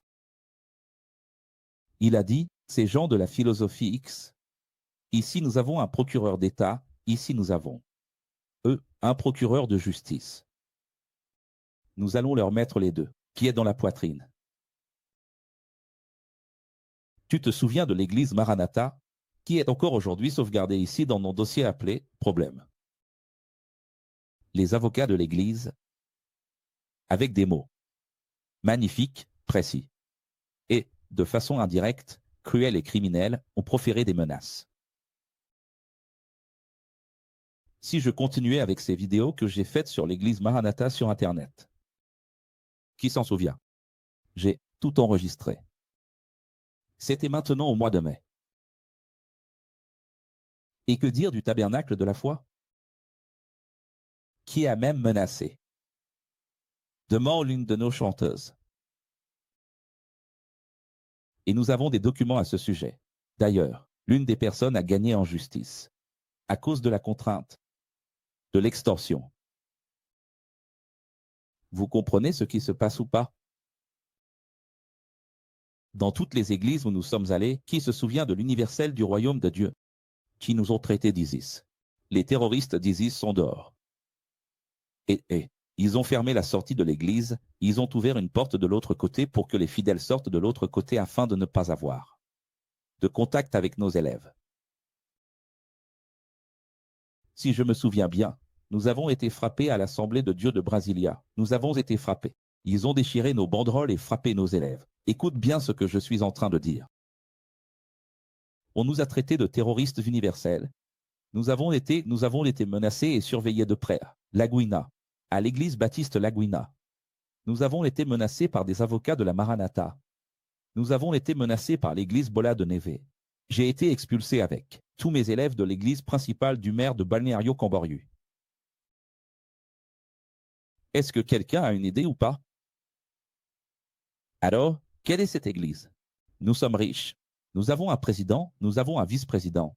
Nous avons des députés, nous avons des sénateurs, nous avons des magistrats, nous avons des généraux. Nous avons des colonels, nous avons des commissaires de police. Nous avons tous les secteurs de la société dans l'Église. Eux, ils sont riches. Ils ont même un État, l'État du Vatican.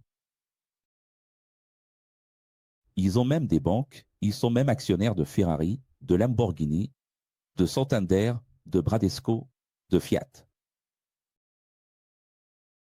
Ils détiennent des parts dans les entreprises les plus chères du monde.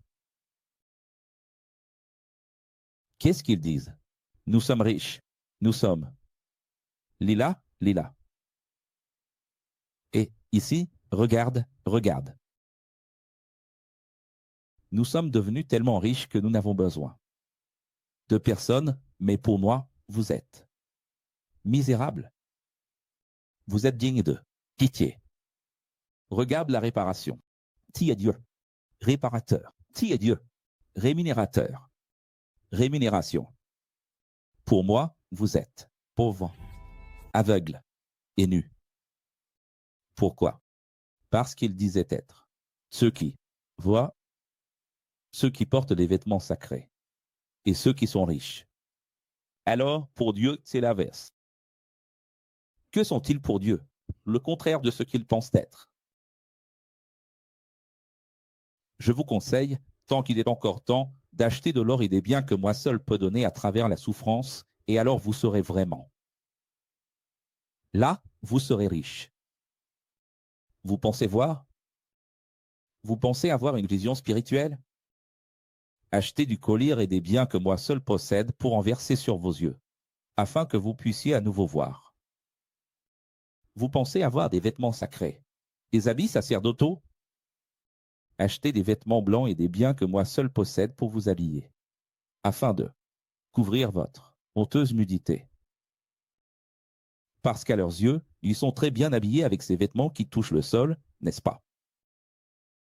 Mais pour Dieu, Dieu les voit. Nus.